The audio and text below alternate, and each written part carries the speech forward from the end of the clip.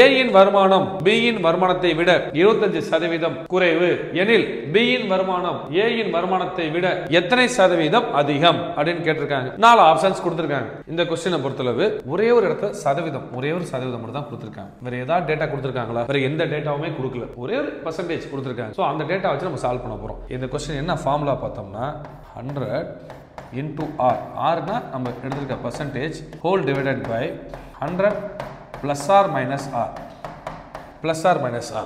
என்ன நமக்கு ஒரே ஒரு இந்த இடத்துல பிளஸ் யூஸ் பண்ணுமா மைனஸ் யூஸ் பண்ணுமா அவ்வளவுதான். நம்ம என்ன எழுதலாம் 100 R தான் 25 100 பிளஸ் ஆ மைனஸ் ஆ தெரியல 25 பிளஸ் மைனஸ். இந்த क्वेश्चनல நிறைய இடத்துல கொடுத்திருப்பாங்க குறைவு அதிகம் நீங்க எதையுமே நோட் பண்ண வேண்டாம். சோ நம்ம நோட் பண்ண வேண்டிய விஷயம் என்ன சதவீதம் கொடுத்திருக்காங்களா சதவீதம் பக்கத்துல என்ன இருக்கு 25% பக்கத்துல குறைவு 25% பக்கத்துல லெஸ். சோ லெஸ் கொடுத்திருந்தா மைனஸ் மோர் கொடுத்திருந்தா அதிகம் கொடுத்திருந்தா பிளஸ். சோ இந்த கேள்விக்கு குறைவு கொடுத்திருக்காங்க. சோ நம்ம மைனஸ் யூஸ் பண்ண போறோம். क्वेश्चन சால்வ் பண்ணலாம் 100 into 25 100 minus 25 75 கட் பண்ணோம்னா 25 ஆல 3 முறை 100/3 100/3 3 into 33 99 வரும்.